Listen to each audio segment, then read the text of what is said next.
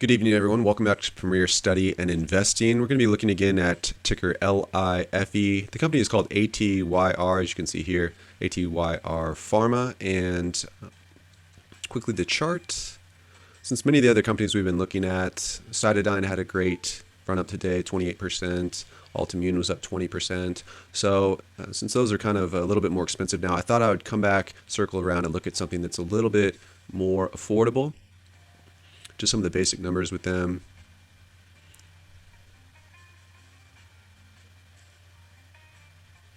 Still negative EPS.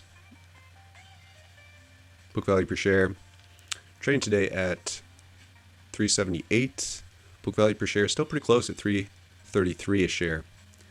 And 372 cash per share. So not actually too bad on those ratios. Some of the performance hasn't been that great this year, as we just saw on the chart. Couple price targets: H.C. Wainwright 13, Roth Capital 15, Oppenheimer, that's a little bit old, from March of 2020, $8 price target. Now getting into the good stuff, they announced that they have a partner company, Kyorin Pharmaceutical, in Japan. They completed a phase 1.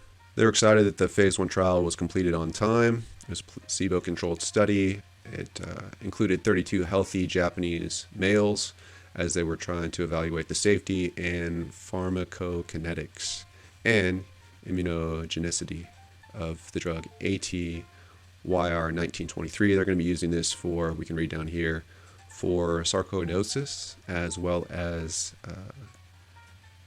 the 19. So they have two things going on. They just recently completed the proof of concept, which was the phase 1/2A trial that we were talking about for pulmonary sarcoidosis, a form of the, sometimes you'll see it ILD, but usually called the interstitial lung disease. This one, unfortunately, we do not have any results. They just told us that it's been completed. Probably the bigger news is what's going on with the completion of the phase 2 study for the Rona, the sickness. I don't know what people are calling it. Go over to their investors page, and we can see a couple things. January 4th, they put out some news on the phase 2 results, which I don't think are all that amazing. And then December 21st, just announced the completion. So we really still don't have anything for the sarcoidosis in terms of results. Here's the phase 2. And we kind of have to dig through some of this. I'm going to tell you that I'm not all that impressed. The study demonstrated a preliminary signal of activity through clinical improvement in the high-dose cohort, with the assessment of time to recovery defined as either achieving a Hu Ordnance Scale score of less than or equal to 3, or a hospital discharge with no requirement of supplemental oxygen. So that's how they define it. Basically, patients who receive the 3 milligrams per kilogram dose of the aTyr 1923 experienced a median recovery time of 5.5 days as compared to 6 days in the placebo group. Personal opinion, it doesn't blow my socks off. It's good, but it barely is faster than the 6 days. In addition, 83% of patients receiving the high dose received recovery by day 6. So that's actually in line with the placebo. So that's, looks like no improvement to me. But they said compared to 56% in the placebo arm. And honestly, the way this is written in English, you could argue that 83% of the people who received the high dose recovered by day 6 compared to 56% in the placebo arm, meaning that maybe the placebo arm actually recovered sooner. I think that's well within the logical reason of what this sentence says. Anyways, patients in the 1 milligram per kilogram treatment arm experienced a median recovery time of 7 days, so they're probably going to go with the higher dose or the medium dose. And so they'll probably go with the 3 milligram per kilogram, since the 1 milligram didn't seem to do a whole lot. There was some adverse events. They were mostly mild or moderate in severity. I guess this was in line with previous safety assessments.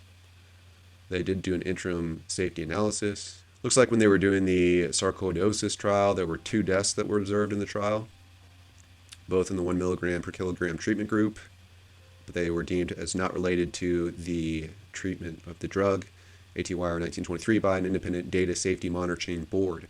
So now if we move on to the phase 2 trial for the pandemic, they had 32 hospitalized patients with severe respiratory complications, They did not require ventilation. Hospitals in U.S. and Puerto Rico, randomized 1-to-1. There's a single IV dose, so that's important. You can't take it at home. These are for, it's just important that you can't take it at home. It's an IV delivery. Since they only had 32 people, there's probably not enough people to really run statistical significance evaluations. So this is probably the most worrisome part, I would say, as a takeaway. I think it really should give us pause when we're thinking about continuing to invest in this. There were 2 deaths observed in the study, both in the 1 milligram per kilogram treatment arm, which were deemed not related to aTyr 1923 by an independent data safety monitoring board. The phase 2 trial was randomized, double-blind, placebo-controlled study of aTyr 1923 in 32 hospitalized patients with severe respiratory complications who did not require mechanical ventilation at hospitals in Puerto Rico and the United States. So severe, yes, but they were not on mechanical ventilation. So it wasn't the worst of the worst. They had 32 people in this, and the ones who took only 1 milligram per kg, 2 of those people died. So that's not very good. I mean, that's really not very good. Okay, just wanted to share that with you guys. We will continue to look at this company moving forward, of course. aTyr Pharma, ticker LIFE. Thanks. We'll talk to you next time.